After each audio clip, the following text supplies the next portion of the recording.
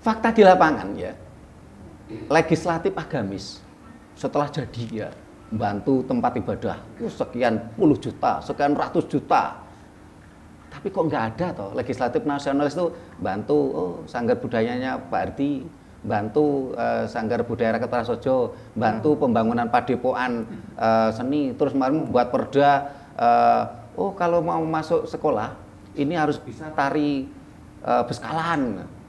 Padahal dulu waktu saya menjadi salah satu perumus Kongres Internasional Kebudayaan Jawa, saya pernah mengusulkan untuk masuk ke sekolah ini harus dites bahasa daerah. Kalau di Jawa ya dites kemampuan bahasa Jawanya sesuai dengan tingkatannya, TK, SD, SMP, SMA, dan perguruan tinggi gitu. Nah ini saya mau tanyakan ke beliau bertiga, kenapa sih kalau legislatif agamis setelah jadi itu loh begitu mudahnya nyumbang tempat ibadah sekian ratus juta, yang nasionalis itu loh kok enggak pernah ada bengoknya, oh Pak Hardi saya sumbang 10 juta gitu. Kok enggak pernah ada, mulai dari Mas Suryadi dulu, ini semuanya partai agama nasionalis ini.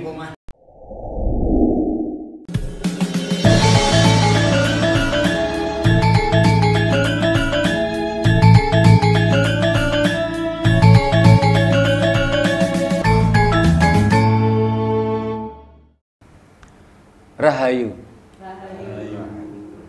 Para pemirsa Rakyat Prasojo TV channel yang kami hormati, kita berjumpa kembali dalam kegiatan Yayasan Rakyat Prasojo, Lembaga Pengkajian, Pelestarian dan Pengembangan Budaya Nusantara. Nah, para pemirsa, seperti halnya yang sudah kita umumkan di grup kita, bahwasanya kita akan ngobrol santai dengan para caleg, calon legislatif yang kita undang 4 orang. Kita akan mengangkat tema militansi legislatif agamis dan kelalaian legislatif nasionalis. Nah, para pemirsa yang saya hormati, kita semua tahu bahwasanya dalam pemilu ini partai-partai Islam ini hanya 26,5%. Sangat minim sekali. Tetapi kenapa dari berbagai kebijakan, entah itu yang berbentuk undang-undang, entah itu dalam bentuk peraturan-peraturan daerah yang ada di daerah, ini banyak sekali bermunculan undang-undang dan perda yang berbau agamis. Jadi walaupun hanya 26%, mereka sangat mewarnai, sangat dominan sekali. Sementara legislatif nasionalis ya, ini berarti 73,5%, tapi ternyata tidak mampu mewarnai. Nah, sementara dari anggota legislatif yang dari partai agamis 26,5% ini sudah meliputi semua partai, mulai dari PKS, P3, PKB, PAN, apalagi partai agamis. Ini cuma 26,5%. Sementara yang nasionalis berarti 73,5%. Tapi kenapa anggota legislatif yang agamis itu begitu dominan, mendominasi dari berbagai kebijakan? Belum lagi ketika kita lihat di lapangan,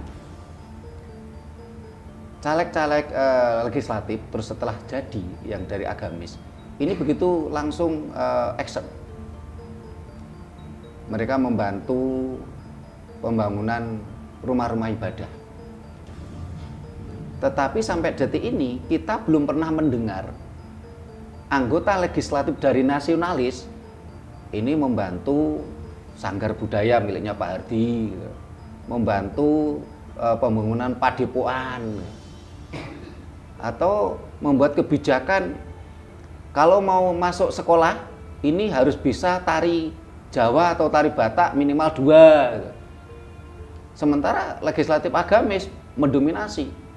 Oh, ayat sekian hafal sekian kitab suci masuk gratis. Nah, ini sesuatu yang ini tadi militansi legislatif agamis dan kelalaian legislatif nasionalis, padahal jelas-jelas negara kita berdasarkan Pancasila. Bahkan di dalam Pancasila itu tidak ada satupun sila yang bicara agama. Yang ada adalah ketuhanan yang Maha Esa. Sementara berketuhanan dan beragama itu jauh beda. Dan pemerintah dalam hal ini sudah mengkhianati Pancasila, tapi anggota legislatif nasional pun juga tidak berani, ada yang berani teriak untuk memprotes atau membatalkan undang-undang ini. Ini benar-benar lalai legislatif dari nasionalis. Nah, ini sudah hadir di hadapan kita semua di Sanggar Budaya Raket Prasojo. Ini yang sebelah kiri saya ini adalah Kang Mas Kiai Muhammad Musrifin, SPD MPD. Beliau ini dulunya PNS dan sampai sekarang adalah sekretaris organisasi kita Raket Prasojo. Yang sebelah kirinya lagi ini Mas Mahdi Maulana, ini juga anggota kita, ini caleg dari Nasdem. Nah, ini supaya lebih pasnya supaya beliau mengenalkan sendiri aja dari namanya, terus dapil mana. Nah, mudah-mudahan nanti dengan obrolan kita ini bisa memperbaiki, atau karena beliau-beliau ini baru caleg baru gitu loh, belum pernah jadi gitu. Sementara yang lalai tadi kan yang sudah jadi gitu loh. Mudah-mudahan kalau nanti beliau jadi tidak lalai seperti yang sudah jadi gitu loh. Nah, silakan dari Kang Mas Kiai Musrifin dulu, silakan untuk memperkenalkan diri. Assalamualaikum warahmatullahi wabarakatuh. Salam, Om Swastiastu, Namo Buddhaya. Salam sejahtera untuk kita semua. Rahayu. Rahayu. Perkenalkan, nama saya Muhammad Musrifin, caleg baru masuk politik karena sebelumnya saya ASN. Salah satu alasan kenapa saya harus keluar dari ASN karena apa yang telah dikatakan oleh panjenenganipun yang sudah mengatakan di awal, membuka dari awal, terjadi sebuah kelalaian atau militansi dari teman-teman partai agama. Sebetulnya nanti akan kita jabarkan itu. Saya caleg dari Partai Demokrasi Indonesia Perjuangan, Dapil Kota Batu 3 atau Kecamatan Bumi Haji, kebetulan nomor urut 3. Orang baru langsung dikasih nomor urut 3. Ini juga luar biasa bagi saya yang tidak punya pengalaman di partai sama sekali. Tapi insya Allah dengan hati nurani, walaupun bukan dari Hanura saya, dari hati nurani saya akan berusaha. Karena saya selama ini ya mohon maaf terjun langsung ke teman-teman penghayat, ke teman-teman budaya, dan terlibat langsung di dalamnya, sehingga saya betul-betul merasakan kegalauan, kegundahan teman-teman yang tadi diutarakan oleh beliau, yang seolah-olah padahal partai-partai nasionalis itu dominan menang di Indonesia. Tetapi apa dampaknya? Nah, nanti akan kita bicarakan lebih lanjut. Silakan disambung oleh saudara saya Pak Haji Maulana, monggo. Terima kasih. Silakan Mas Mahdi Maulana. Matur nuwun. Assalamualaikum warahmatullahi wabarakatuh. Om Swastiastu, Namo Buddhaya, salam kebajikan, Rahayu. Rahayu. Perkenalkan, nama saya Mahdi Maulana.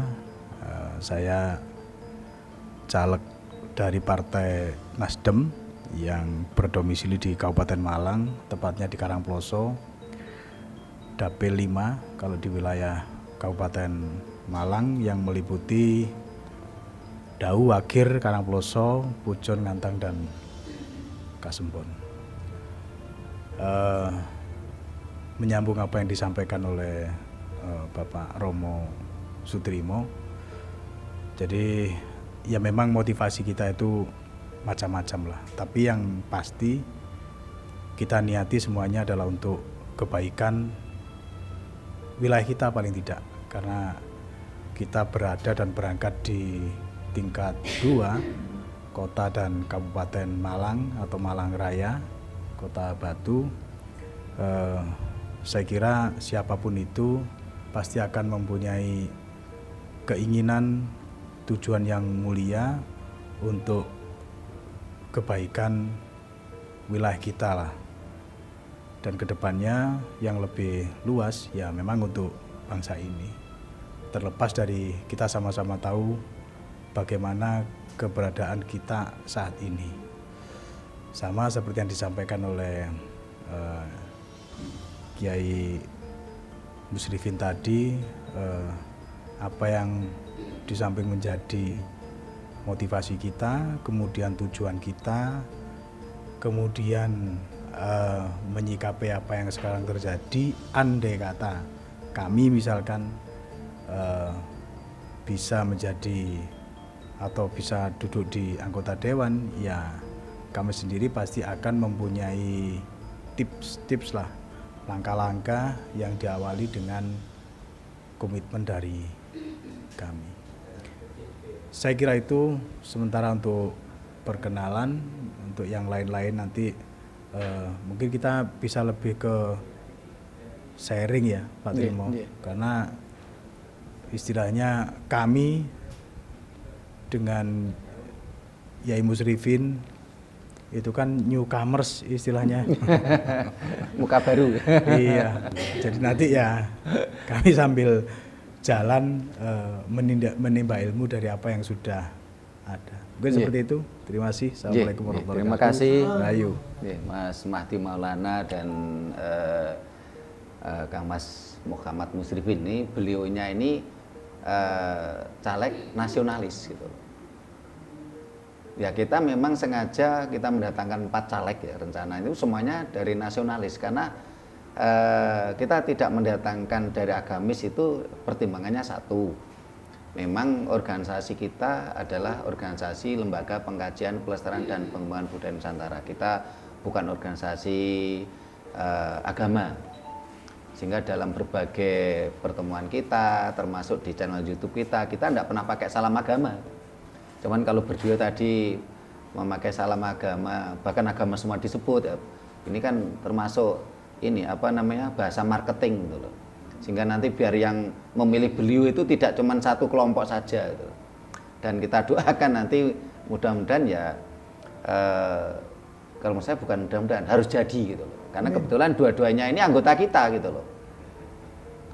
Sehingga nanti yang menjadi kelalaian-kelalaian anggota legislatif nasionalis yang lampau ini barangkali beliau minimal ya.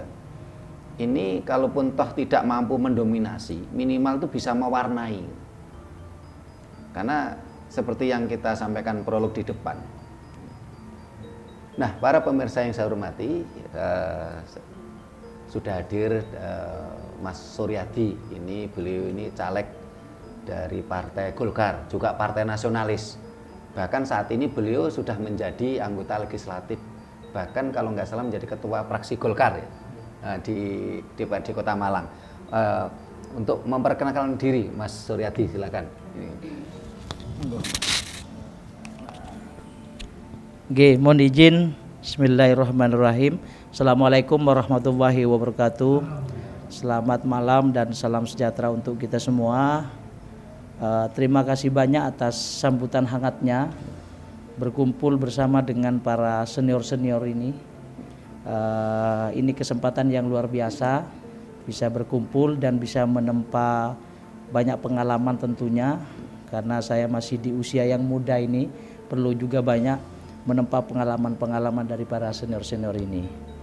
Singkat saja, nama saya Suryadi, SPD MM. Saya dari fraksi Partai Golkar yang alhamdulillah sejak 2019 terpilih menjadi anggota DPRD dari daerah pemilihan Dapil 3 Kedung Gandang. Sehingga alhamdulillah kesempatan malam ini adalah luar biasa bagi saya untuk bisa berdiskusi dan berdialog, kemudian ya berselancar lah pada malam hari ini. Saya kira itu Pak sebagai perkenalan singkat. Nanti lebih detailnya kita bisa obrolan lebih lanjut. Saya kira itu sebagai bentuk pengenalan awal. Mudah-mudahan ini bermanfaat untuk kita semua. Saya kembalikan Pak. Terima kasih Mas Suryadi. Nah, para pemirsa yang saya hormati, dalam prolog kita sudah kita sampaikan bahwasanya saat ini dan bahkan berkali-kali dalam pemilu itu terbukti bahwasanya partai agamis ini hanya mencapai 26,5%, sangat minim. Itu pun sudah berbagai partai dikumpulkan. Sementara partai nasionalis bahkan anggota legislatifnya ini sebenarnya sangat mayoritas, 73,5%.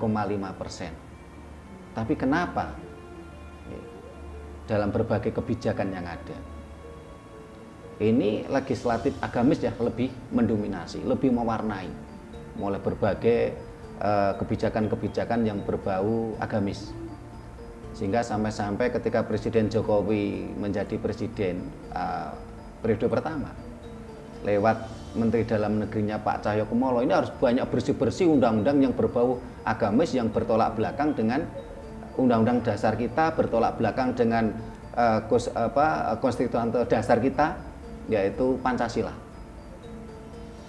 Nah, ini saya ingin mendapatkan tanggapan dari beliau bertiga. Setelah itu nanti audien bisa bertanya. Mulai dari siapa dulu ini? Oh, yang senior dulu, Mas Suryadi yang sudah jadi. Kalau yang dua ini kan baru mau nih. Nah, baik, terima kasih. Penghormatan yang luar biasa ini. Memang hari ini memang yang viral ini bukan caleg muda, Pak. Justru wapres muda ini. Wapres muda. Tapi bagaimanapun yang muda kan tidak boleh usia muda, tapi ternyata kan lebih senior gitu. Oh iya. Nah, saya kira suguhan tema pada malam hari ini adalah bagian daripada bentuk yang sama-sama saling mengintrospeksi diri, Pak. Karena ketika saya pahami di parlemen atau di legislatif, saya juga berangkatnya dulu adalah tidak hanya dari partai nasionalis, tapi saya berangkatnya memang dari seorang aktivis, Pak. Sehingga saya sadar betul pada waktu itu bahwa gerakan-gerakan aktivis yang dulu saya lakukan dengan idealisme yang kemudian saya terus letupkan, terus saya dengungkan, kemudian saya sadar bahwa politik ini harus ada perubahan yang kemudian dulu saya lakukan politik di jalanan. Politik scale up yang harus saya rubah adalah harus masuk di dalamnya. Ketika sudah bisa masuk di dalamnya, politik masuk di dalamnya memang untuk mempengaruhi sebuah kebijakan-kebijakan, maka jauh lebih bisa, jauh lebih punya pengaruh yang besar dibandingkan hanya ada di luar. Nah, oleh karena itu, namun hari ini di dalam konstelasi politik kita ini memang tidak diukur jadinya seseorang itu bukan karena faktor punya idealisme yang tinggi, punya kapasitas yang tinggi, punya kualitas yang tinggi, punya integritas yang tinggi. Nampaknya ini tidak cukup menjadi modal, Pak. Nah, namun juga yang perlu diperhatikan adalah harus punya isi tas, Pak. Nah, namun saya 2019 saya buktikan itu, Pak. Bagaimana merubah secara perlahan-lahan agar memberikan transformasi politik yang mengedukasi kepada masyarakat. Rupanya masyarakat juga banyak yang sadar bahwa politik transaksional katakan yang kadang-kadang itu adalah isi tas yang dikedepankan, bukan kualitas, bukan integritas dan lain sebagainya itu saya alami betul itu, Pak. Bagaimana benturannya, kemudian bagaimana juga mengimbanginya dan lain sebagainya. Nah, rupanya ada beberapa sekat-sekat. Sekat-sekat yang kemudian itu saya pahami. Sekat-sekatnya justru masyarakat itu tidak terlalu membedakan mana itu agamis atau mana itu nasionalis, Pak. Justru masyarakat itu menginginkan seorang politisi ini dua hal. Satu harus loyal, dua harus royal, Pak. Nah, ini yang kemudian memang sering saya temui itu, Pak. Sering saya temui. Kalau cuma hanya mengandalkan idealismenya, tapi tanpa diimbangi dengan loyalitas, kemudian juga royalitasnya, ini juga kadang-kadang kesannya juga di tengah-tengah masyarakat juga kurang bagus. Nah, oleh karena itu secara politik memang yang saya alami, politik itu harus investasi. Mohon maaf, Mas Suryadi. Mas Suryadi pernah jadi aktivis, bagaimana teriak-teriak di luar pagar ya. Tetapi setelah masuk, kenapa juga masih ikut lalai gitu? Dalam artian legislatif agamis ini kan begitu mendominasi, mewarnai ya dengan berbagai usulan-usulan mereka. Tapi kenapa kok legislatif nasionalis dan dalam ini Mas Suryadi adalah salah satunya? Kenapa tidak mampu mewarnai dengan nasionalismenya sehingga akhirnya Kota Malang pernah sempat kebobolan dengan halal city itu? Itu kan bertentangan dengan dasar negara kita itu. Ya, saya kira begini, Pak. Bentuk lalai ini dari sisi mana yang harus kita pandang dulu gitu ini kan? Dari sisi sudut mana yang harus kita tafsirkan. Nah, kalau dianggap lalai keseluruhan ini harus juga lebih spesifik. Apakah lalai dari sisi kebijakan yang harus bisa mewarnai, atau dari sisi bagaimana memperhatikan di tingkat masyarakat misalkan dalam rangka juga mengayomi, memberikan pendampingan, memberikan pemberdayaan dan lain sebagainya. Nah, oleh karena itu warna memang dan dinamika yang ada di dalam ketika itu saya masuk, Pak. Maka memang pertama memang harus punya kualitas, Pak. Kalau kemudian tidak punya kualitas, bagaimana bisa mempengaruhi kebijakan-kebijakan yang terjadi?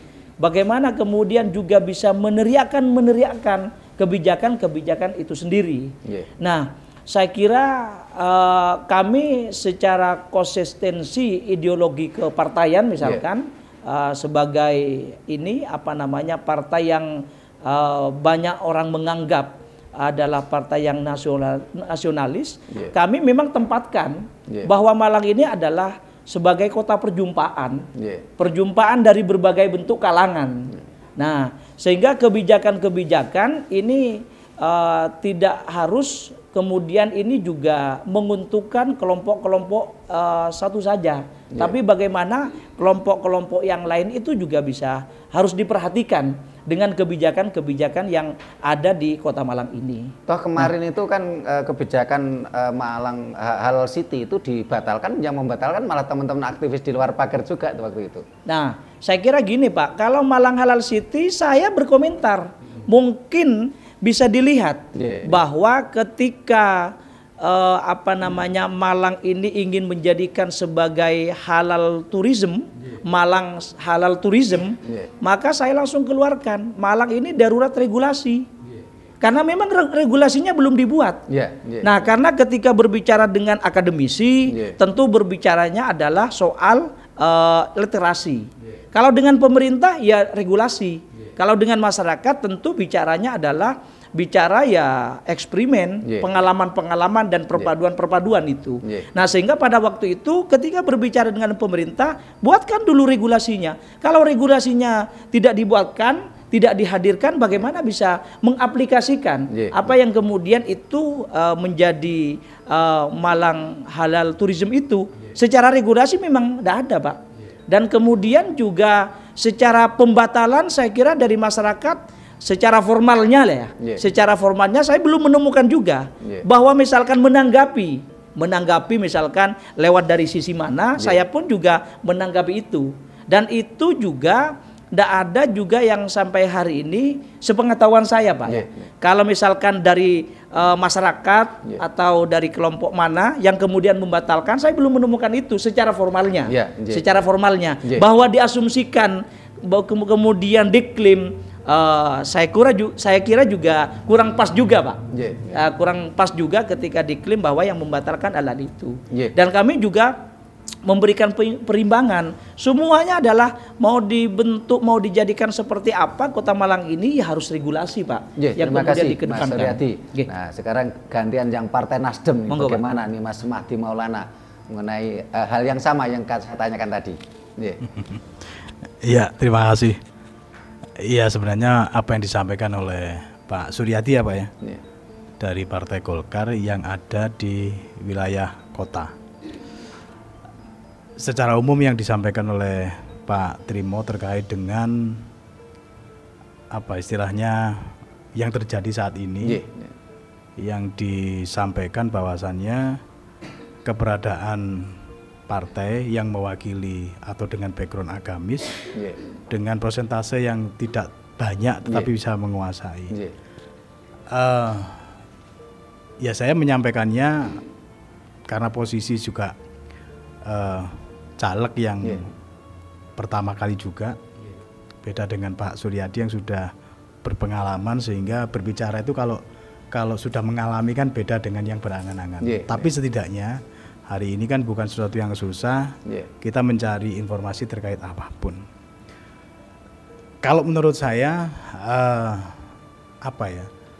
hal yang semacam ini ya, karena kita berbicara secara umum, politik itu kan dinamis, fleksibel dan lain sebagainya. Tapi yang paling penting seharusnya ya semoga saja andai kata saya bahasanya dipercaya untuk mendapatkan amanah duduk di anggota dewan, yang paling penting adalah komitmen kita dari awal. Itu sebenarnya kata kuncinya di sana. Ya cuma enggak tahu nanti begitu duduk terus lupa, dilupakan dan lain sebagainya, kita kan enggak tahu.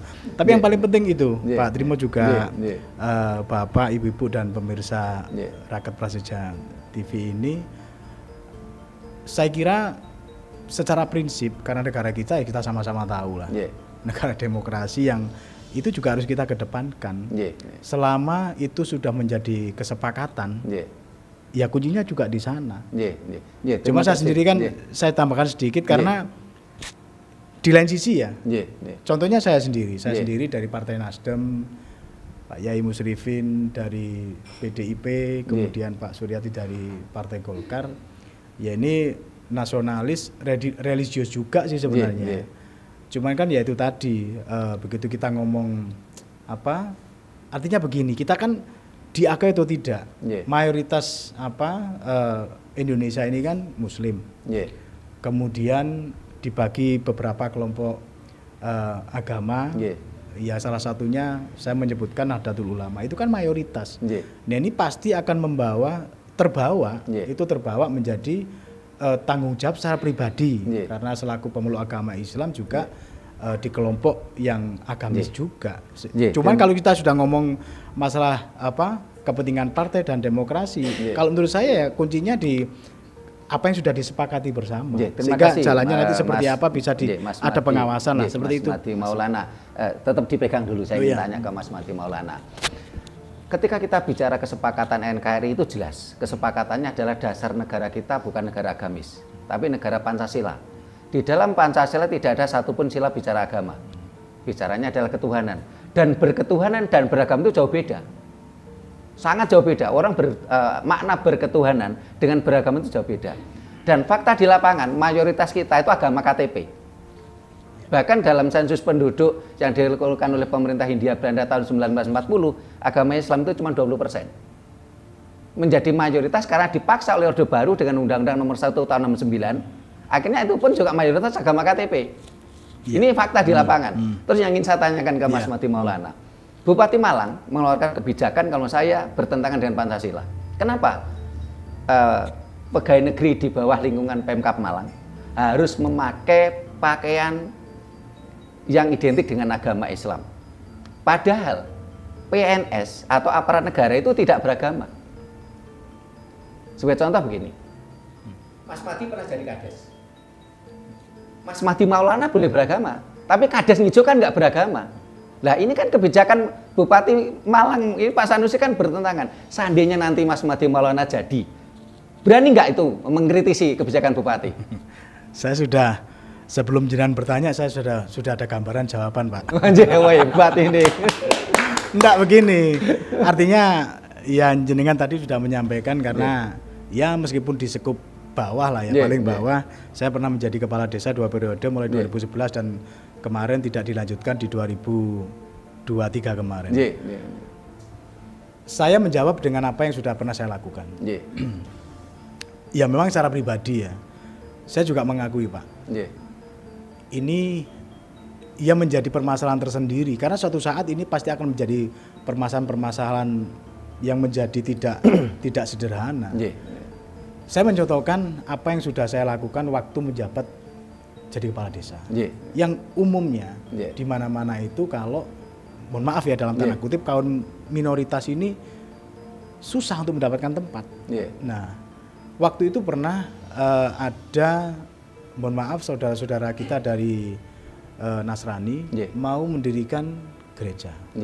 Persyaratannya kan susah. Sebelumnya saya tidak mengatakan kepala desa yang dulu tidak tahu, tidak berani, atau tidak mau tahu dan sebagainya, saya nggak paham. Begitu saya menjadi kepala desa, yang dulu pernah itu diusulkan, diajukan ke saya. Nah, kalau saya, ya saya buat sederhana tidak artinya begini. Makanya saya sampaikan tadi, selama itu sudah menjadi dalam tanda kutip kesepakatan atau aturan yang sudah berlaku, ya sudah itu kita jalankan. Saya lihat persyaratannya seperti apa, administrasinya terpenuhi atau tidak, persyaratan-persyaratan yang lain, SKP 3 Menteri dan sebagainya. Begitu saya lihat memenuhi, ya sudah. Konsekuensinya dan memang faktanya terjadi. Kalau mohon maaf Mas Mahdi, ketika bicara tentang perizinan rumah ibadah, kita kalau mau jujur, berapa persen rumah ibadah Islam yang berizin? Makanya Pak, kenapa kok yang non Muslim tuh diutik-utik gitu, sementara masjid sendiri banyak yang nggak berizin itu? Mohon maaf ya, saya menjawab dengan apa yang sudah saya lakukan. Nyatanya itu tetap saya persilakan. Diberizin. Nah, iya makanya itu. Kan begini, ini sudah menjadi konsekuensi. Konsekuensinya pasti itu sudah bisa dipastikan. Omongan orang banyak, bahkan yang mohon maaf dengan sangat, orang dekat saya, terus pendukung saya, bahkan tokoh-tokoh agama yang menyampaikannya menilai saya ya tidak baik lah bahasanya. Ya sudah, itu makanya saya katakan komitmen saya dan konsekuensi saya. Semoga saja andai kata saya duduk di dewan juga bisa seperti itu. Cuman kalau sudah ngomong dewan ini kan ya agak panjang lebar tinggi dalam seperti itu kan, karena tupoksi anggota dewan itu apa sih, karena beda dengan eksekutif, bisa mengeksekusi kan seperti itu. Kita bisa mengawal, menciptakan terkait dengan aturan undang-undang dan sebagainya. Nah, kembali ke pertanyaan saya tadi Mas Mahdi. Kalau nanti Mas Mahdi duduk di anggota dewan di Kabupaten Malang ya, berani nggak mengkritisi kebijakan Bupati Malang yang saya katakan tadi? Pada kalau nggak salah setiap hari Jumat kalau nggak salah, PNS ini diwajibkan memakai pakaian beratribut salah satu agama. Ini jelas bertentangan dengan Pancasila. Kenapa? Karena PNS dan aparat negara lainnya termasuk TNI Polri itu tidak beragama. Banyak sekali aparat kita ini yang tidak mampu membedakan dia sebagai personal dan dia sebagai pejabat publik. PNS kan jelas tidak beragama. Tadi saya gambarkan, Kades Ngijo itu tidak beragama, tapi Mahdi Maulana boleh beragama. Nah, kira-kira itu bagaimana itu nanti? Bisa enggak, berani nggak mau mengkritisi? Iya, sebenarnya semuanya kan seperti itu. Kalau memang itu sesuatu yang benar, kenapa tidak? Nah, itu sudah saya buktikan waktu dulu saya menjadi kepala desa. Seperti itu. Berarti nanti berani mengkritisi ya? Harusnya seperti harus itu. Harus berani ya? PNS tetap tidak beragama dan tidak boleh memakai pakaian atribut agama apapun ketika dia berdinas. Itu tangan nih teman-teman, keberanian Mas Mahdi, mudah-mudahan jadi. Dan menurut saya jangan mudah-mudahan, harus jadi. Nanti kita kerahkan anggota kita yang dapil sana nanti. Mudah-mudahan nggak lale. Iya, mudah-mudahan nggak lale. Nah ini, para itu pemirsa. Menarik, Pak, menarik. Itu nanti akan kita bahas. Nah para pemirsa yang saya hormati, ini 3 caleg ini, ya Mas Suryadi caleg tapi pernah sudah jadi. Ya. Ini kebetulan 3 orang ini mewakili Malang Raya, Kota Malang, Kabupaten Malang, Kota Batu. Dan ini memang mohon maaf, saya ini barangkali salah satu warga masyarakat biasa yang pernah mampu mengumpulkan 3 kepala daerah di Sanggar ini. Mulai dari waktu itu Pak Rendra, Bupati Malang, Pak Anton, Wali Kota Malang, terus waktu itu Mas Punjul, Wakil Wali Kota Batu. Nah, ini mudah-mudahan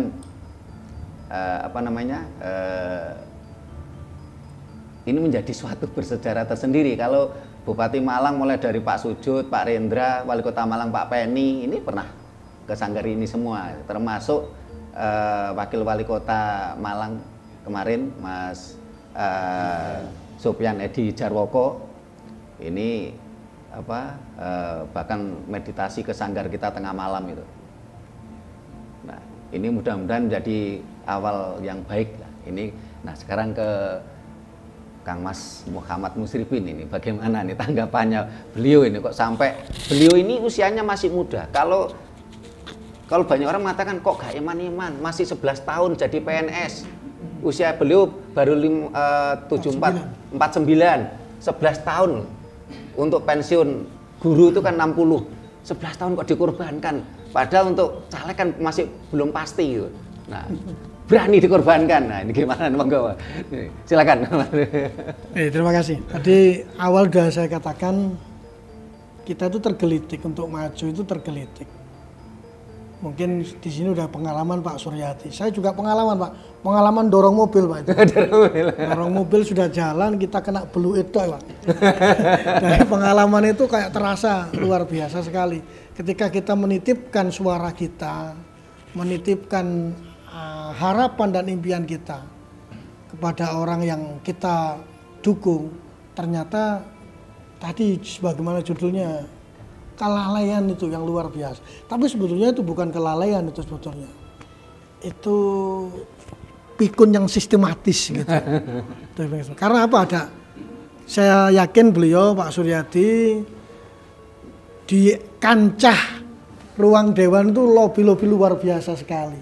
Walaupun beliau pernah teriak-teriak di belakang layar ataupun bahkan mungkin di depan layar ketika masih menjadi seorang aktivis. Tapi ketika di forum itu kita atau kami yang belum jadi ini juga belum tentu loh Pak.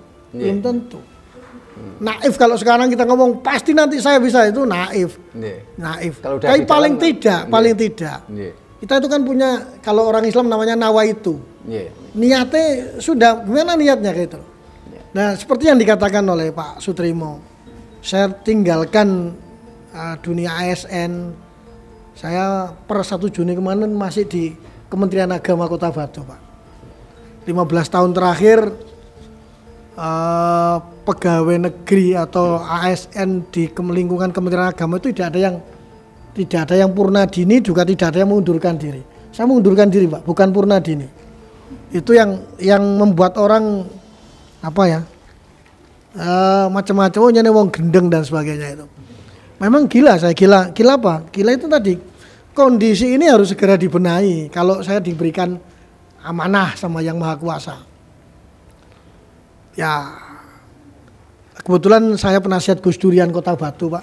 Jadi bisa dicek di lapangan bagaimana saya berceramah di gereja, saya berceramah di wihara, saya berbicara di kupure dan sebagainya. Termasuk di punden-punden itu saya berceramah. Berceramah apa? Bukan berceramah tentang syariahnya agama saya, bukan. Tapi bagaimana yang namanya budi pekerti luhur itu kita tetap junjung tinggi. Saya yakin beliau-beliau di sini banyak yang mengenal saya, mungkin pemirsa juga mengenal saya. Banyak yang mengatakan saya ini zindik. Islam gak Islam, Kristen gak Kristen, Buddha gak Buddha, Hindu gak Buddha, macam-macam lah. Termasuk Mbak Kenyo ya mungkin ini kiai macam apa kan gitu ya. Tapi bisa dites Pak. Kalau saya kiai asli. Cuman yang jelas banyak ayat yang menjelaskan. Di antaranya 2. Mohon maaf saya harus mendalil karena saya yakin pemirsa ini juga ada yang beragama sama dengan saya. Kalau lakum dinukum waliyadin semua banyak yang tahu. Tapi wala na'maluna walakum a'malukum, jarang orang yang mengupas di situ. Jarang sekali mengupas di situ. Padahal jelas tadi seperti saudara saya katakan, Pak Haji Mahdi Maulana katakan tadi seperti itu. Permasalahannya tadi kenapa kok legislatif dari partai agamis itu kayak langsung gitu ya. Bikin perda dinia, bukan perda syariah dan sebagainya, kayak begitu. Kayak sebetulnya, Pak, sebetulnya kalau tanpa dukungan partai nasionalis nggak bisa. Suara mereka sedikit. Kenapa demikian? Lobby, Pak. Lobby. Berarti legislatif agamis itu pinter lobby, gitu. Pinter ngerayu gitu. Beliau tanya yang sudah jadi. lobby. Dia mengukur bagaimana. Karena misalkan contoh Pak Suryadi background ke belakangnya mungkin Muhammadiyah misalkan gitu. Ya PD Muhammadiyah, pimpinan daerah Muhammadiyah suruh ngetok beliau. Suryadi gimana ini? Ini tolong diloloskan ini perda syariat ini seperti itu. Minimal seperti itu. Misalkan dari saya Nahdlatul Ulama juga begitu. Kiai orang otomatis mendorong saya. Mas Iben nanti kan dulu berangkatnya dari NU gitu. Padahal NU-nya nggak gobris sama saya, nggak direken sama NU padahal. Padahal saya dikafir-kafirno dan sebagainya. Nah, seperti itu tadi. Padahal beliau memang dianggap kepala desa tidak baik. Tapi saya kiai yang nggak karu-karuan gitu. Ceramah ning gereja, Natalan ceramah ning podium dan sebagainya, ikut doa bersama dan lain sebagainya. Itu tadi sebetulnya kembali kepada personnya, Pak Sutrimo ya. Kalau kita berangkatnya kalau meminjam kalimat orang-orang syariat li'ila'i kalimatillah itu tidak monoton Allahu Akbar, tidak. Islam itu mohon maaf Pak, bukan 1 ditambah 9 sama dengan 10, bukan. Tapi piro ditambah piro ono 10. Berapa ditambah berapa ono 10, itu Islam. Tidak harus 1 ditambah 9 harus 10, tidak begitu. Bisa 5 ditambah 5, 2 tambah 8, 3 tambah 7, 4 tambah 6. Seperti itu sebetulnya Islam itu. Mohon maaf Kak Mas, berarti caleg-caleg nasionalis tadi itu punya kelemahan 1, kurang pintar ngerayu ya, dibandingkan dengan legislatif agamis. 2, legislatif nasionalis itu sudah tersandra sebelumnya sehingga tidak mampu bergerak apa seperti itu menurut pengamatan Kak Mas Musrifin. Ya begini, kembali tadi yang dibicarakan oleh Pak Suryadi yang sudah mengenyam gajinya dewan ya. Kalau kami kan belum gaji dewan. Tadi yang beliau katakan tidak cuman integritas, tidak cuman kualitas, tapi isi tas itu tadi loh. Isi tas itu yang paling berbahaya. Mohon maaf, isi tas. Tadi saya pikir gini, isi tas ini kayak kalau jadi satu isi tas itu kayak intensitas kayak macam. Ternyata isi tas gitu loh. Subhanallah. Kok memang sekarang ini kan zaman tas iki. Iya, itu loh ini yang saiki ambek tas iki gitu. Nah, ini yang bahkan mungkin mohon maaf Pak Suryadi, mohon maaf, bahkan kualitas tidak penting, isi tas. Ini saya dengar ini orang-orang ini yang rame kan, orang yang rame berapa, ada yang persiapannya 5.000, bukan 5.000 apa namanya, 5 ember bang gitu. Waduh itu duit kan dikembalikan aja piye bisa kembali ya Pak Suryadi kalau dengan segitu itu Masya Allah. Itu yang kadang-kadang. Sementara banyak orang yang bertanya, Kiai kok belum ada gambarnya? Turung, ngenteni dawuh sing maha kuwasa. Saya bilang itu. Saya bilang begitu karena apa? Bukan semata-mata seperti itu. Saya berangkat syukur kalau sing milih, kalau sing milih ya wis begitu. Balik mana di parlemen jalanan seperti tadi Pak Suryadi bilang. Seperti itu. Terima kasih Kang Mas Musrifin. Nah, para pemirsa yang saya hormati, ini berarti merupakan apa istilahnya keberuntungan saya ini. Kenapa? Karena kalau Kang Mas Musrifin tahu betul, saya pernah mau nyalek DPR RI Malang Raya. Karena saya pikir saya punya binaan cukup banyak di Malang Raya ini. Waktu itu sesepuh itu dawuh ke saya. Tri, silirane kuwi kanggonan derajat luhur ning ora kanggonan derajat dhuwur. Luwih becik mandeko tinimbang engko kejungkel-jungkel. Nah, karena ternyata tadi kan memang sudah tersandra gitu. Lah kalau waktu itu saya tetap nyalek ya, nggak jadi ajur, jadi pun tersandra. Sementara saya sejak berjuang di pelestarian budaya Nusantara tahun 95 saya sangat idealis. Wong saya ditawari duit dari Kanada, dari Jerman aja nggak mau. Keluarga saya jadi saksi hidupnya. Loh, kalau saya mau sudah kaya raya saya diajak kerjasama dengan luar negeri. Tapi saya mencintai bangsa ini. Nah ini sebelum saya sampaikan ke audien untuk bertanya, saya ingin satu pertanyaan lagi untuk bertiga ini. Fakta di lapangan ya, legislatif agamis setelah jadi ya bantu tempat ibadah sekian puluh juta, sekian ratus juta.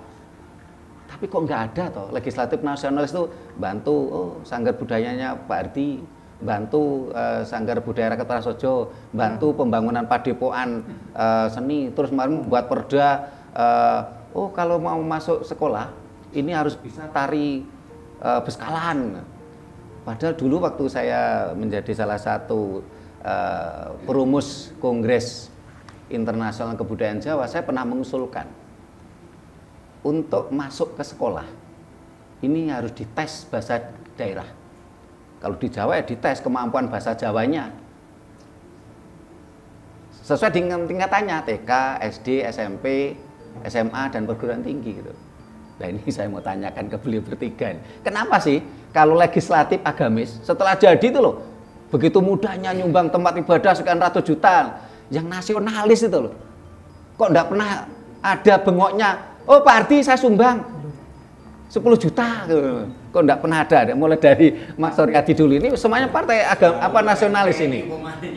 Ini saya tidak tanya background Anda dari agamis atau tidak, tapi yang nampak di permukaan Anda adalah legislatif nasionalis dari partai nasionalis. Silakan Mas Suryadi. Baik Pak, saya kira begini, ruang-ruang terbuka untuk kepada siapapun, kepada siapapun yang saya rasakan, kemudian yang saya alami, bahkan yang saya potret, terbuka untuk semua. Pendidikan juga terbuka untuk semua. Kesehatan juga terbuka untuk semua. Termasuk infrastruktur juga terbuka untuk semua. Pembangunan-pembangunan apapun terbuka juga untuk semua. Tinggal bagaimana kita ini kelompok-kelompok yang lain itu harus memahami yang namanya mekanisme usulan-usulan itu. APBD untuk semua, bukan hanya untuk satu golongan, dua golongan, tiga golongan, dan lain sebagainya. APBD untuk semua, sama-sama juga membayar pajak. Dalam rangka membayar pajak tidak membedakan mana itu agamis, mana itu nasionalis, mana itu agamanya Islam atau non-Islam, dan lain sebagainya, untuk semua. Tinggal hari ini yang kadang menjadi sebuah kelemahan di tengah-tengah masyarakat atau di kelembagaan-kelembagaan yang lain, tidak tahu di mana pintunya yang bisa dimasuki, bagaimana caranya, terus seperti apa jalannya. Nah ini yang harus, ruang-ruang itu yang harus dipahami. Karena ketika APBD misalkan mau masuk kepada sebuah kelembagaan, kemasyarakatan, ini kan ada mekanismenya Pak, ada aturannya. Berbeda dengan uang uang pribadi yang tidak ada aturannya, ya diri sendiri yang mengatur, ya diri sendiri begitu ini kan. Nah oleh karena itu yang harus dipahami. Bahkan membuat regulasi pun juga harus kita paham. Karena membuat regulasi ini tidak hanya semata-mata itu dilahirkan dan dihadirkan oleh seorang legislatif, tapi pun juga lahir dari seorang eksekutif. Nah, karena perda itu, kebijakan itu dibuat, itu ada kalanya perda itu ada perda inisiatif yang memang itu dihadirkan, diusulkan oleh seorang legislatif. Kalau perda itu yang dihadirkan oleh eksekutif itu juga ada sendiri. Tinggal dibalik saja. Kalau eksekutif, perda itu yang diusulkan kepada kami, masuklah ke kami. Kemudian setelah itu ditabulasi oleh Badan Pembentukan Peraturan Daerah. Setelah itu ditabulasi, kemudian juga sudah bahkan juga diparipurnakan. Setelah diparipurnakan, 1 tahun ini mau ngapain? Ada berapa kebijakan yang harus dilahirkan? Sudah Pak, sudah dikodok. Setelah itu diparipurnakan, tidak menjadi final di sana, masih dilempar kepada tingkatan provinsi. Apakah ada undang-undang yang bertentangan di atasnya atau seperti apa? Itu dilempar. Nah, setelah itu dievaluasi, diharmonisasi oleh tingkatan provinsi, baru evaluasi itu adalah kembali kepada kami. Nah setelah itu baru final. Nah kita mau memprioritaskan yang mana dan yang apa. Nah kalau perda inisiatif saya kira secara kebijakan dikembalikan kepada fraksi-fraksi. Fraksi ini memotret apa sih yang itu menjadi kebutuhan, bukan harapan Mbak. Yang benar-benar urgen, menjadi kebutuhan, bukan sekedar itu menjadi harapan. Kalau harapan pasti mohon banyak. Maaf Mas Suryadi, kondisi seperti ini kalau menurut Mas Suryadi itu perlu diperbaiki ataukah dibiarkan saja? Karena kalau kondisi seperti ini tidak ada yang memperbaiki, bangsa ini musnah, habis. Kondisi yang karena mau diperbaiki budaya di sisi apa ini Pak? itu tadi fakta di lapangan. Ini kan tadi saya gambarkan secara nyata saja ya. Ketika legislatif dari agamis jadi, ini entah itu uang sendiri atau uang dari negara ya, mereka langsung menyumbang tempat-tempat ibadah, tempat-tempat agamis ya. Tetapi tidak ada satupun anggota legislatif nasionalis ini yang peduli terhadap sesuatu yang terkait dengan budaya lokal, budaya Nusantara. Kalau hal ini dibiarkan, habis bangsa ini akan menjadi bangsa KW. Apakah kita akan diam saja bangsa ini menjadi bangsa KW? Kita nggak punya jati diri, dibiarkan ataukah harus ada kebijakan? Ya, tunggu Pak, begini. Yang namanya legislatif atau calon anggota DPRD itu dari DPR RI, DPRD provinsi sama kabupaten kota. Jangan salah ya, bahwa mereka kita ini sesungguhnya tidak punya yang namanya visi dan misi. Yang kita punyai adalah motivasi dan menjalankan fungsi. Nah, kalau kemudian ada menjadi anggota DPR nanti akan punya visi yang seperti ini dan seperti itu gitu nih kan. Di DPRD itu, di legislatif lebih kepada menjalankan fungsi. Fungsinya jelas, siapapun yang jadi, ya ini yang harus dijalankan. Yang punya visi dan misi itu adalah wali kota dan wakil wali kota atau bupati dan wakil bupati. Yang kemudian itu diterjemahkan di dalam RPJMD, rencana rencana RPJMD, rencana panjang pemerintah daerah. Nah itu Pak yang menjadi pembeda sehingga tidak akan ada tumpang tindih. Nah bahwa misalkan bentuk perhatian ini kan banyak Pak.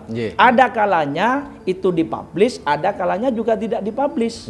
Nah oleh karena itu saya kira begini, kita kembali juga kepada sejak dulu kita ini jadi didukung oleh siapa, basisnya itu di mana, gitu ini kan.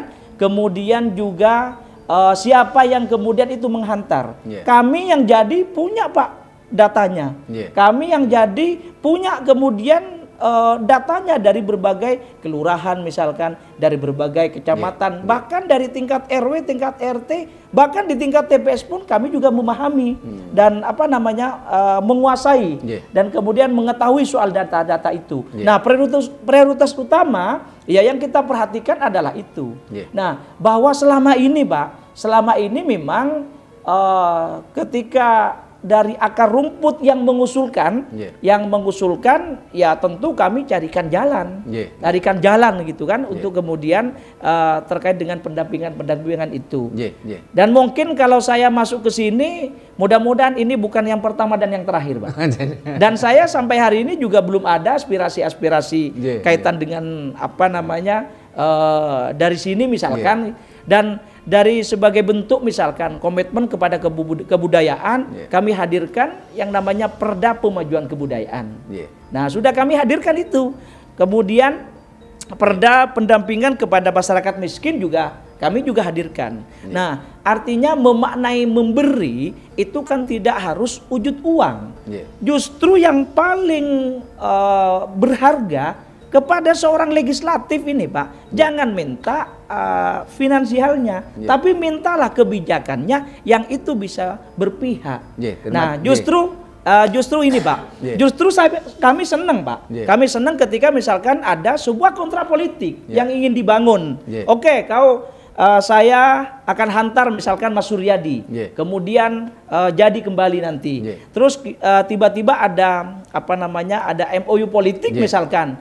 Ya kalau cuman sekedar gagasan yang dilempar tapi kemudian tidak konkret juga dihantar, kami kadang-kadang juga bentuk memberikan perhatiannya bukan tidak memberikan perhatian, tetapi kami memperhatikan kepada basis-basis yang kemudian itu juga sudah memperhatikan kepada terima kasih Mas Suryadi.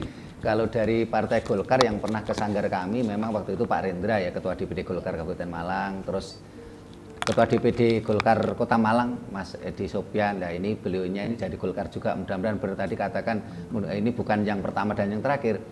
Dan saya juga terima kasih sekali untuk Undang-Undang Pemajuan Budaya, karena undang-undang itu yang pertama kali yang mengusulkan ini adalah kami. Waktu kita ada kongres Kongres Internasional Kebudayaan Jawa di Hotel Lor'in tahun 2014. Setelah itu kita usulkan ke pemerintah pusat, akhirnya pemerintah pusat adanya undang-undang kebudayaan, termasuk adanya Dewan Kebudayaan dari pusat, provinsi dan daerah, kota dan kabupaten Malang. Terima kasih, berarti usulan saya waktu itu ditindaklanjuti sampai bawah gitu. Nah, ini ke Mas Mahdi Maulana, silakan ini dengan pertanyaan yang sama tadi. Bisa diulang pertanyaannya, Pak? Kenapa legislatif agamis ya setelah jadi ini nampak sekali langsung beri bantuan ke rumah ibadah. Tapi kenapa legislatif nasionalis sampai detik ini belum pernah ada buktinya? Nanti kalau sudah jadi ini ya Pak Trimo, saya paham. Cuman begini, kalau secara tahapan teknis birokrasinya tadi kan sudah disampaikan oleh beliau Pak Suryadi yang sudah pernah menjalankan di legislatif sendiri. Mungkin perlu dipertegas yang ditanyakan Pak Trimo ini kan mungkin secara personal. Sebelum jadi dewan, mungkin dalam proses, karena begini, kalau kan tadi sudah disampaikan jelas, karena kalau secara pribadi itu kan memang tidak ada. Betul. Bisa disuruhkan lewat aspirasi. Tapi mungkin saya bisa sedikit memberikan gambaran itu. Itu bisa dilakukan di saat proses pencalonan seperti saat ini. Nah, itu kan tergantung dari pribadi-pribadinya. Tapi kalau kita berhitung secara matematis ya, karena kita ya pastilah namanya cari suara itu pasti bagaimana caranya berhitung dengan dalam tanda kutip modal, ya prinsip ekonomi dipakai lah. Modal dididik oleh sorone kayak gitu Pak. Ya kembali lagi saya menyampaikan apa yang sudah pernah saya alami dulu kemarin waktu saya jadi kepala desa. Sama Pak, jadi ada beberapa, karena saya sendiri juga terlibat di sana, salah satunya di Rakyat Prasoja lah. Meskipun saya belum pernah membantu di sini ya. Ada kegiatan-kegiatan budaya yang lain dengan background yang bermacam-macam, keyakinan agama. Itu sampai hari ini kebetulan saya ada komunitas dan saya menyediakan tempat untuk dipakai. Pak Trimo juga tahulah itu seperti apa. Tapi kalau masalah ngomong masalah yang seperti tadi, memang ya kita, makanya saya sampaikan jenengan tadi Pak, masalah apa mang bahasanya, ya kelalaian lah dan sebagainya. Ya ini mungkin sesuatu yang istilahnya terlalu luas ya. Pemahaman masyarakat kita terhadap jalannya sistem demokrasi. Demokrasi kita sebenarnya sangat bagus lah. Dengan demokrasi yang kita pakai saat ini itu kan sangat-sangat bagus. Tetapi seiring waktu dan sampai saat ini, makanya kewajiban kita dalam hal ini ya sedikit banyak idealisme harus tetap, menurut saya harus tetap kita pegang untuk kita, ya setidaknya ya bukan gugur kewajiban, tapi kita kewajiban untuk mengingatkan kepada masyarakat. Jangan seperti itulah. Karena ya sebagian besar bisa dikatakan rata-rata itu kan pemikiran-pemikiran pragmatis, itu fakta, transaksional. Ya akhirnya itu juga pasti akan mempengaruhi, dianggap itu tidak, itu akan mempengaruhi, meskipun susah untuk disampaikan, faktanya seperti itu bagi yang sudah mengalami Pak Trimo. Jadi saya kira ya itu tadi. Terus saya tadi menambahkan juga contoh lagi Pak. Saya tadi kan menyampaikan waktu ada saudara-saudara kami dari Nasrani yang mengusulkan gereja, ya makanya persyaratan itu terpenuhi, jalan jadi sekarang. Nah di lain sisi baru sekitar 2 tahun kemarin, mohon maaf dengan sangat, di Islam sendiri itu kan juga ada terpecah menjadi banyak kelompok yang saling mencari pembenaran sendiri-sendiri. Bahasanya ya dari Islam garis keras bahasanya. Itu kemarin juga sama, ingin masuk di wilayah kami, kebetulan ada salah satu warga yang tergabung di kelompok itu, ingin mendirikan yayasan bahasanya, pondok dan yayasan. Nah, masyarakat dimintai izin dengan cara mereka karena mungkin persaudaraan dan sebagainya, menyetujui. RT menyetujui, RW menyetujui, tiba-tiba disodorkan ke saya. Nah, samanya dengan membenturkan dan istilahnya ya membenturkan lah. Dengan saya kelompok itu. Ya sama, prinsip saya sama, Pak. Saya bahasanya sederhana. Sudahlah kalau memang semua persyaratan terpenuhi, siapapun tidak bisa menolak. Akhirnya saya adakan pertemuan lagi dengan masyarakat, ya saya sampaikan kepada masyarakat. ini biar tidak menjadi perbincangan di belakang, ya kita selesaikan di sini. Ini forum terbuka. Satu, karena saya sendiri sudah punya gambaran terkait peraturan itu sendiri, Pak. Bukan saya, tapi aturan itu yang menyampaikan. Saya sampaikan kepada masyarakat, siapapun, ini pembelajaran juga, jangan sekali-sekali gampang memberikan persetujuan terhadap apapun itu kalau tidak memahami, harus forum. Nah, singkat ceritanya, begitu saya adakan pertemuan, kemudian saya sampaikan kepada forum dan perwakilan dari kelompok tadi, saya salah satunya itu kita satu persyaratan yang masih belum dipenuhi, selama beliau-beliau ada lagi satu persyaratan itu sudah saya bacakan. Intinya kalau beliau-beliau ini mau menandatangani persyaratan itu, kesepakatan itu, ya kita tidak bisa menolak. Tapi saya sudah gambaran kalau ini tidak akan berani. Karena apa? Itu kan berhubungan dengan keberadaan negara kita. Kita ngomong negara kita yang demokrasi dan berdasarkan Pancasila. Ternyata benar, itu tidak ditandatangani, dengan sendirinya gugur dan mereka malah mengundurkan diri, akhirnya dipakai kepada. Terima kasih Mas Mahdi Maulana. Apa yang disampaikan Mas Mahdi Maulana itu sebenarnya memang selaras dengan perjuangan kita, ya. Dalam artian apa? Kita sebagai lembaga pengkajian pelestarian dan pengembangan budaya Nusantara, kita sebenarnya tidak sepakat dengan konsep demokrasi yang berjalan saat ini. Nah, konsep demokrasi yang berjalan saat ini adalah konsep manunggaling Gusti Kawula. Seseorang yang ingin menjadi gusti, menjadi pimpinan, ya, ini bingung mencari kawula. Akhirnya dengan apa? Dengan money politik, dengan sembako, dengan atribut-atribut lain, material lain, ya, sehingga akhirnya cenderung menjadi politik dagang sapi. Akhirnya hitung-hitungan. Sehingga kalau mereka menjadi lalai pun juga nggak salah. Loh, suaramu kan wis tak tuku. Ya jangan nuntut dong, suara Anda sudah saya beli kok. Nah, sebenarnya ajaran leluhur kita memberikan contoh konsep demokrasinya adalah manunggaling kawula Gusti. Kalau tadi adalah manunggaling Gusti kawula, seseorang ingin jadi Gusti, jadi anggota legislatif kan mau jadi Gusti ini, bingung cari kawula. Ini konsepnya sekarang. Seharusnya bagaimana? Konsepnya harus dibalik menurut ajaran leluhur Nusantara, yaitu apa? Manunggaling kawula Gusti. Kawula lah yang butuh Gusti, lidilah yang butuh tali. Jangan dibalik sebenarnya. Ini yang selama ini, ya memang ini ada tokoh tertentu yang sempat jadi tokoh nasional yang mencoba membawa konsep politik dari Amerika dengan sistem seperti ini, yang menjadi terbalik ini, sehingga akhirnya terjadi apa? Terjadi politik dagang sapi, terjadi akhirnya apa? Hukum rimba. Siapa yang kuat dia akan menang. Kuat apa nih? Kuat duite. Mbok duite dhewe, mbok duite cukong. Sehingga akhirnya ketika menerbitkan perda, ini ada pesanan cukong. Ini yang fakta yang ada gitu loh. Nah, ini yang terakhir, nanti satu ke audien, saya minta ke Kang Mas Muslimin. Silakan Kang Mas. Yang saya sepakat dengan Pak Suryadi yang sudah memang satu periode. Satu atau dua periode Mas Suryadi? Mudah-mudahan 2 periode. Amin. Amin Pak ya. Kelihatannya memang tadi saya bilang kayak memang legislatif agamis itu kayak seperti itu karena memang didukung oleh perda di atasnya, kemudian eksekutifnya memang mengarahkan ke situ programnya, dan legislatif itu mohon maaf dia kan tidak punya kebijakan.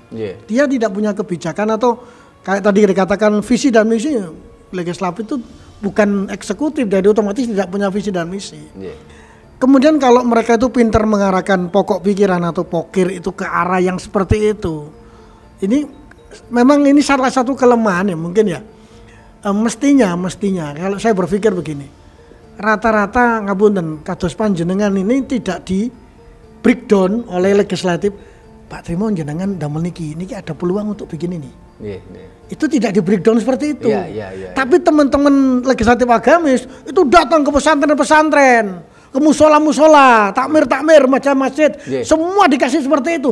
Ayo bikin seperti ini, ayo bikin seperti ini. Ini ada anggaran sekian. Coba sih. Lah, ini teman-teman legislatif yang dari nasionalis mungkin lalai gitu ya. Bukan lalai, mungkin apa ya Pak ya? Ais, unais. Masongin aku le bayaran. Maksudnya aku yo tetep bayaran. Le bayaran. Tetep dari aku iso ngene seperti itu. Mungkin wis daripada angel-angel aku kok ono pertanggungjawaban aku lak kena misalkan seperti itu. Padahal saya yakin seperti yang dikatakan oleh beliau tadi yang memang sudah mengalami sebagai anggota dewan. Sebetulnya kalau teman-teman ini misalkan penggiat budaya atau mungkin istilahnya tukang sapu pundan bahasanya, itu dia mau turun ya, turba ke bawah misalkan, ini perlu dilestarikan ini apa sebagian dikaji lah, dikaji apa kira-kira ada nggak peluang untuk ada ini sebagainya. Mereka diajari bagaimana cara mengusulkan ke legislatif dan eksekutif. Nah itu yang pertama kan paling tidak ke Kesra, bikinlah proposal di sana sebagainya. Ini kan belum pernah diajarkan, gitu loh. Kalau kami Pak, kalau kami kebetulan di tempat saya di Kota Batu, itu saya selalu dapat Pak. Itu selalu dapat. Artinya lembaga, saya sebut nama nggak Pak ya, pencak silat Nahdlatul Ulama Pagar Nusa itu selalu dapat Pak. Pencak silat yang lain nggak pernah dapat Pak, karena emang nggak pinter gitu loh, nggak pinter. Kalau kami itu pinter ogro-ogro Pak gitu, ogro-ogro, yonang dewan, yonang eksekutif, yonang legislatif, yonang eksekutif seperti itu. Karena kami seperti tadi yang dikatakan Pak Suryadi, ayo kudu pinter, rakyat itu juga pinter, jangan transaksional, jangan pragmatis. Kon iso bayar aku. Nah, akhirnya seperti ini tadi yang dikatakan. Lah kon gak nyoblos aku kok katene aku ngewangi awakmu lho. Awakmu dapil piro? Aku dapil 1. Lah apa aku dapil 5? Aku dapil 3. Lah apa ngurus raimu? Seperti itu paling tidak. Akhirnya itu seperti itu. Bukan kita akhirnya sebagai penyambung lidah rakyat, bukan, tapi kita akhirnya berhitung konstituenku mek sakmene kok. Lah apa ngurip wong sakmono kae. Itu kembali manusiawi juga loh Pak. Manusiawi akhirnya juga. Politik dagang sapi ya Kang Mas. Ya, karena itu tadi. Karena kembali lagi dia sudah bawa isi tas Pak. Isi tas. Isi tas ini yang dikatakan beliau tadi. Kalau misalkan beliau numpak sajadah tok misalkan gitu, atau beber kloso, misalnya wiritan ning punden ngorot dadi, ya insya Allah nanti ke rakyat semuanya. Terima kasih. Nah ini kita lemparkan ke audiens, siapa dulu yang mau nanya ini. Bapak. Saya enggak nanya tapi menambah bisa ya? Menambah gitu. Sebentar, mic-nya. Kalau nggak pakai mic nggak masuk ini. Bisa? Yang ya, enggak apa di sini. Di sini aja it's okay ya Mas ya? Saya enggak. Terdengar ya? Oke, ya. Nama saya Kenjo Aju Wulandari. Saya sendiri caleg dari PSI. Semoga kita sama-sama masuk ya Mas Suryadi ya. Karena saya juga dari Kedung Kandang ya. Jatahnya kan untuk Kedung Kandang 12 ya. Golkar dan PSI harus ada. Siap Mas? Saya dari PSI ya. Kalau tadi ngobrol tentang sebenarnya Mbak Kenyo untuk ranah caleg perempuan itu kita jadwalkan sendiri sehingga seharusnya ini sebagai bukan saya sebagai audiens, saya sebagai audiens di sini. Jadi kalau tadi tuan rumah mengatakan tentang menyentil tentang Malang Hal City, saya sendiri seperti Mas Suryadi dari aktivis, saya yang ikut turun waktu itu, jadi ikut turun tentang Malang Hal City. Kami menolak dengan komunitas saya waktu itu, komunitas Malang Boys dan Ormas Malang Raya Bersatu. Kami turun di sana, terus kami juga dengan Mas dengan Mas Teja juga ya, kita waktu itu juga membahas tentang Malang Hal City.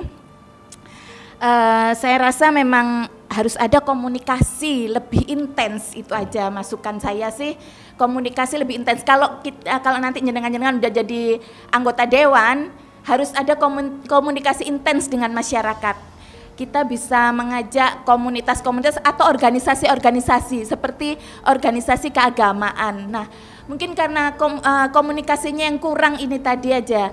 Example, tadi kan menyebutkan kok gak dibangun ini, kok seakan-akan hanya satu agama tertentu aja gitu. Nah, sedangkan hak dari masyarakat tuh sama. Kita ini bukan minoritas dan mayoritas. Undang-Undang Dasar mengatur kalau tidak ada Undang-Undang Dasar tidak ada mengatur mayoritas dan minoritas, tidak, tapi mengatur WNI atau dia WNA. Itu yang diatur oleh undang-undang. Nah, jadi sama semua.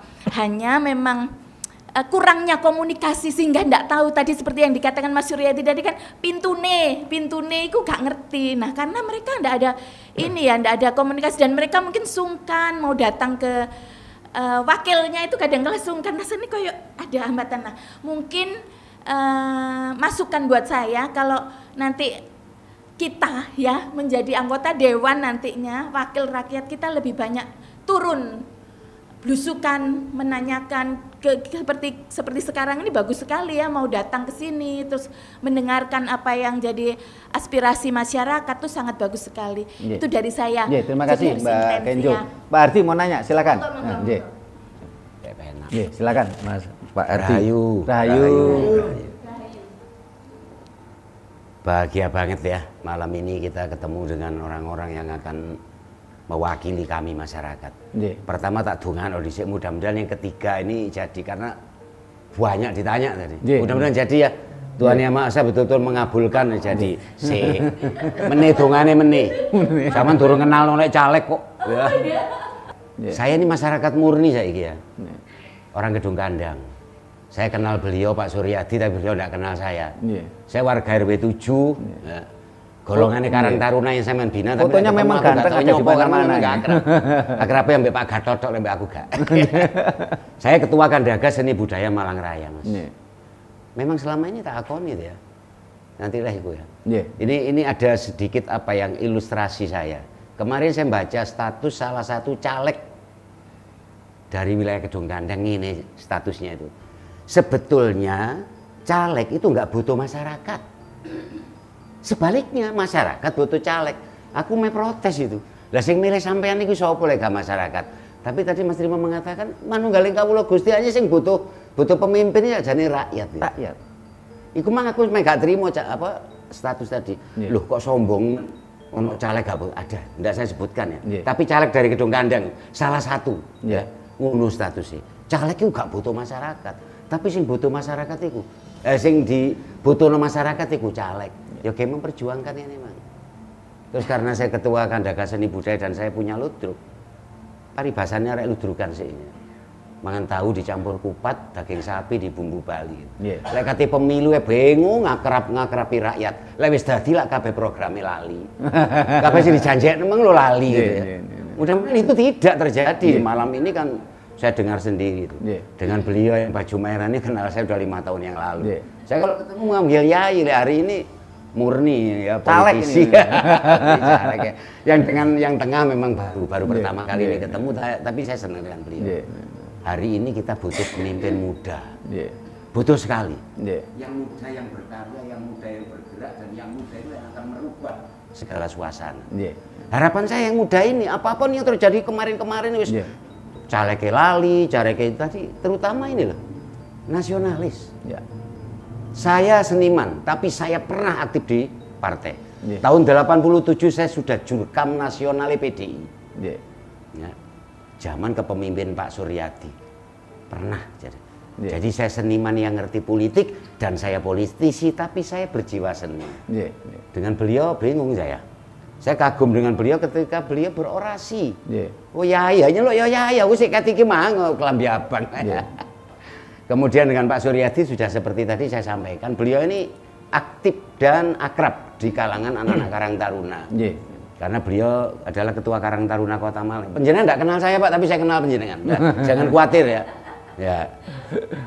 Saya di Gedung Kandang, saya warga Sawo Jajar, saya punya komunitas seni. Memang saya belum pernah dapat bantuan apapun. Laung jaluk orang dikai apa mana yang bantu. Memang belum pernah. Kita sering ajukan proposal juga pernah dapat. Itu nggak akan pernah dia. Ini ada sejarahnya, nanti harus saya terangkan ya. Jadi seperti itu, caleg-caleg nasionalis itu kepedean. Aku sih penting wis dadi kabeh wong aku nasionalis. Gak berbuat apa-apa gitu. Hanya itu gitu. Jadi nasionalis ini kepedean. Sementara kaum agamis itu memang militan. Dididik memang kontrolis dadi ngini lho. Nabi nahil munkar kek sing sedekah kek ono Jumat berkah. Wes macam-macam gitu ya. Memang itu masyarakat tahu. Masyarakat mengalami, menerima gitu ya. Aku contohnya ini maaf, saya Kandaga Seni Budaya Malang. Ya lintas agama, lintas partai lah. Kebetulan anggota saya ada anggota legislatif yang hari ini masih jadi. Ya, masih jadi. Itu kebetulan dari agamis. Ketika saya mau mementaskan, mau sharing dengan Disdik, saya punya lodrok itu resmi loh. Wahyu Madiopuro itu punya nomor induk dan satu-satunya di Kota Malang yang resmi.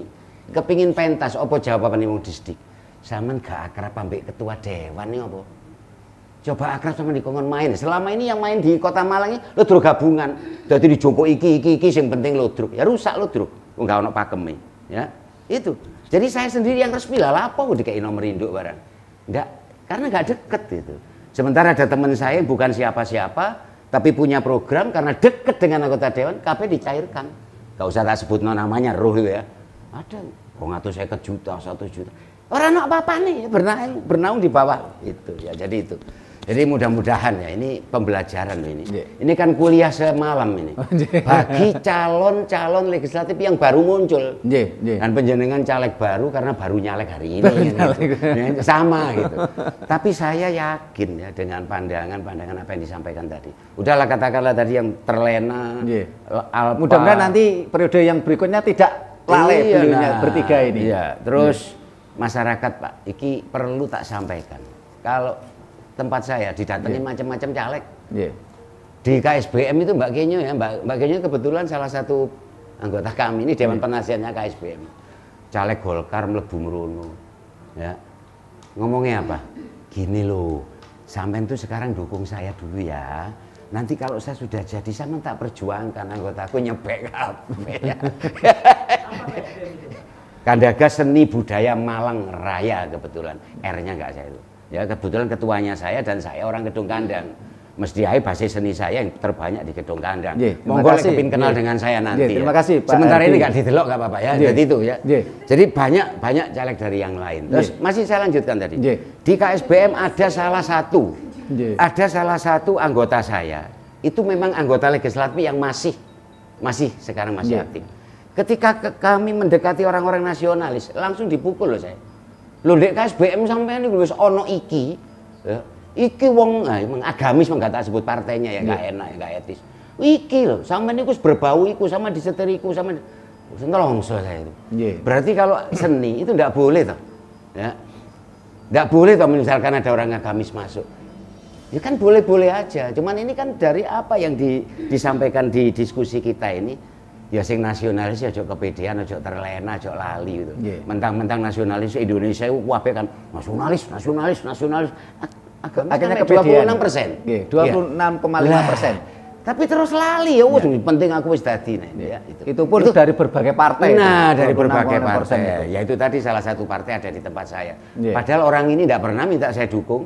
Lu bendina kumpul aku. Aku terus wis aktivitasnya wis apapun dibantu. Wong jompo langsung dibantu. Benar memang. Itulah militansinya. Terima kasih. Terima kasih. Terima kasih Pak Ardi. Nah, para pemirsa yang saya hormati, inilah problem kita saat ini. Bahkan Rakat Prasojo ini sudah berbadan hukum mulai tahun 99. Kami pernah merasakan dibantu itu pada masa wali kota Pak Samto sama Pak Penny. Sesudah itu tidak pernah dibantu, walaupun mereka selalu datang ke sini minta dukungan. Bahkan meditasi tengah malam di sanggar ini.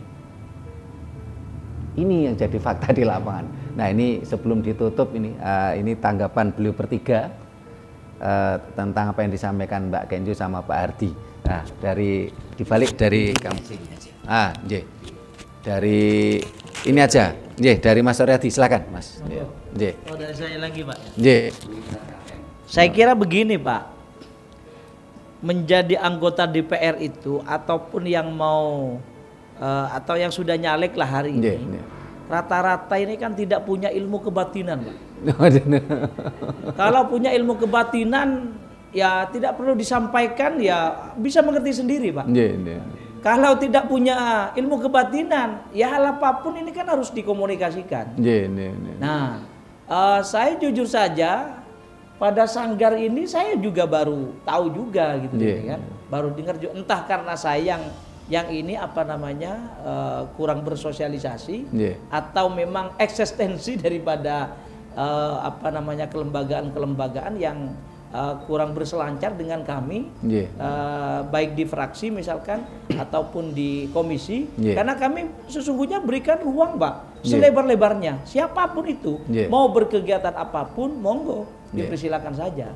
Nah, pada prinsipnya adalah kepada DPR termasuk kepada calon, mereka itu semua kalau kita mau jujur, Pak, mereka itu kan ingin punya dampak elektoral, Pak. Kalau bagi orang-orang yang mohon maaf misalkan tidak kepada mengedepankan idealisme atau idealismenya juga sudah purna, tidak mungkin hadir, Pak, acara-acara begini-begini, Pak. Tidak ada dampak elektoralnya, mohon maaf ya. Mohon maaf, tidak ada dampak elektoralnya. Ini kan sama halnya panggung politik hari ini. Sehingga kita ini dipertontonkan, kalau dipertontonkan dengan masyarakat tidak apa-apa, Pak. Loh, ini sesama caleg semuanya begitu kan, dikumpulkan gitu ini kan, bukan dikumpulkan lah begitu ini kan, ketemu bersama gitu kan. Tapi salutnya ya mudah-mudahan menjadi perekat. Ini Mas, kita ini kan channel YouTube kami, kita bersyukur ya, subscribe kami hampir 15.000. Jadi penonton kami sekali satu video itu udah ribuan kok. Kalau kebetulan ini yang kita undang kan caleg Anda bertiga, Mbak Kenjo ini kan bukan sebagai caleg kita undang.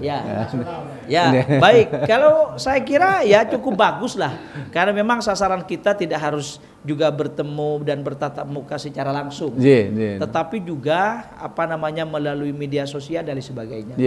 Tetapi hari ini, Pak, sudah bukan lagi waktunya main lobby-lobby saja, tetapi kurang 100 hari sudah pada eksekusi hari ini gitu kan. Jadi ingin bersalaman, ingin bertemu gitu nih kan, terus kemudian ingin bersosialisasi. Nah, itu yang kami rasakan gitu kan.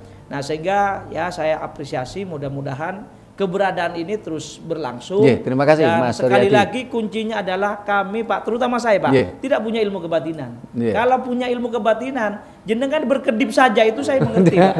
Karena tidak punya ilmu kebatinan, ya tidak mengerti apa yang menjadi harapan, apa yang menjadi kebutuhan, terus kemudian apa yang menjadi keinginan itu semua. Sehingga mohon maaf kalau kemudian legislatif lalai hari ini begitu ini kan. Nah, tidak juga, jangan-jangan memang tidak tahu terhadap informasinya itu gitu. Nah, ini perlu adanya sinergitas, kemudian kolaborasi, sinergi yang perlu kita komunikasikan bersama-sama. Bahkan dalam prinsip hidup saya, Pak, pertama adalah harus komunikasi, yang kedua harus berbagi, yang ketiga ya harus bersilaturahmi, Pak. Itu adalah salah satu kunci. Mudah-mudahan silaturahmi ini membawa berkah. Terima kasih. Terima kasih, Mas Suryadi. Terus ke Mas Mahdi ini. Terima kasih, senang sekali karena setelah Pak Suryadi saya ini memang sengaja Mas Suryadi duluan biar nulari gitu loh. Nanti semuanya jadi gitu loh. Enaknya kan saya tidak terlalu banyak menambahkan karena sudah teramat sangat jelas sekali. Tapi begini, Pak Trimo, ya semuanya kan tergantung dari kita sendiri. Dari bahasa manunggaling kawula Gusti dan dibalik Gusti napa? Manunggaling Gusti kawula. Manunggaling Gusti kawula. Saya kira kan begini. Semuanya tahu bukan hari ini, artinya kos politik itu pasti ada. Bahkan yang keberadaan saat ini yang berlebihan pun juga faktanya seperti itu. Tapi saya rasa semuanya tergantung pertama kembali kepada niat. Kemudian itu juga kita niati sebagai bentuk pengorbanan awal kita. Selesai sudah. Kita tidak akan membahas itu. Baru setelah nanti kita diberikan amanah, kita duduk ya kita bisa amanah seperti itu. Dan sedikit menambahkan yang disampaikan Pak siapa tadi? Pak Suryadi. Jadi ya karena repotnya masyarakat sendiri kan juga tidak tahu detail tupoksinya legislatif itu apa. Misalkan ini saya mohon maaf, saya tidak tahu misalkan di wilayahnya Pak Suryadi ini butuh berapa suara. Kalau di wilayah saya dapil 5 itu minimal 10.000 bisa sampai 12.000 baru bisa kemungkinan besar jadi. Nah, kan nggak mungkin seorang legislatif harus menampung semua itu, tetapi ada cara dan teknis lah untuk menyikapinya seperti apa. Saya kira itu. Terima kasih. Terima kasih Mas Mahdi. Silakan Kak Mas Musrifin. Tambah lengkap ya, jadi mulai beliau ditambahkan beliau, tinggal saya sedikit kata. Yang jelas saya sepakat dengan kedua beliau.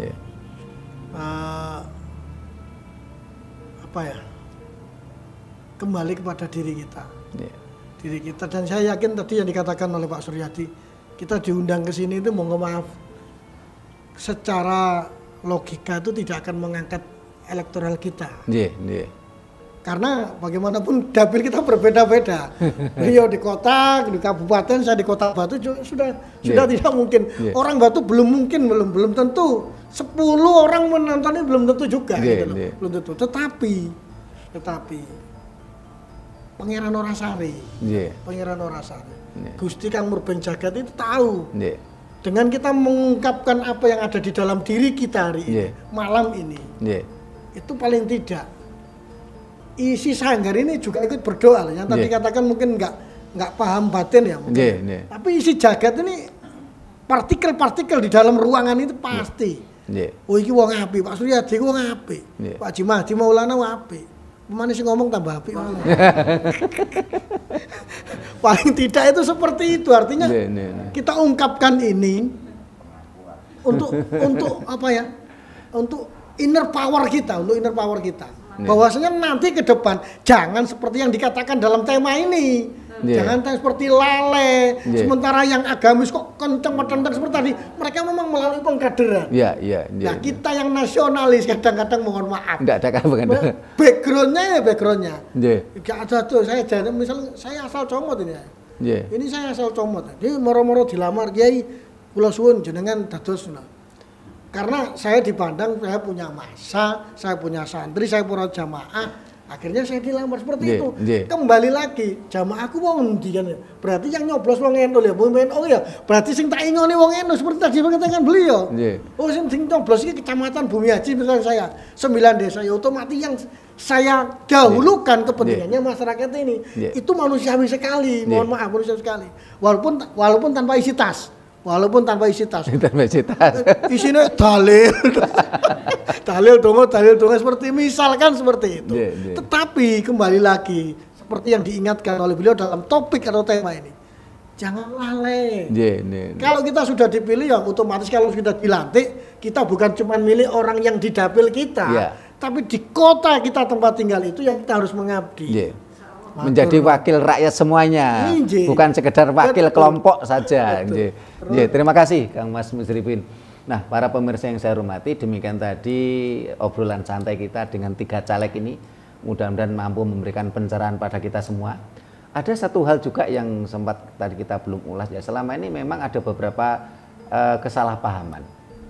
Banyak masyarakat yang tidak paham bahwasanya anggota dewan ini adalah legislatif, ini tugasnya ya legislator, bukan eksekutor. Nah, selama ini kadang-kadang saya lihat juga banyak caleg ini kadang-kadang keluar dari wewenangnya, memberikan visi misi yang seolah dia ini eksekutor. Nah, kebetulan masyarakat kita memang mohon maaf banyak yang bodoh gitu loh. Padahal di sisi lain ajaran leluhur kita tadi sudah saya sampaikan, demokrasi kita adalah ini leluhur kita adalah demokrasi manunggaling kawula Gusti. Ora ana jamae, tali butuh lidi. Ning lidi sing butuh tali. Tapi karena dibalik oleh salah satu tokoh nasional ya yang pernah kuliah di Amerika, grup Berkeley, yang mengubah konsep demokrasi kita menjadi demokrasi yang hukum rimba seperti ini, akhirnya menjadi demokrasi manunggaling Gusti kawula. Ini yang menjadi kehancuran bangsa kita. Mudah-mudahan ini bisa memberikan pencerahan pada kita semua.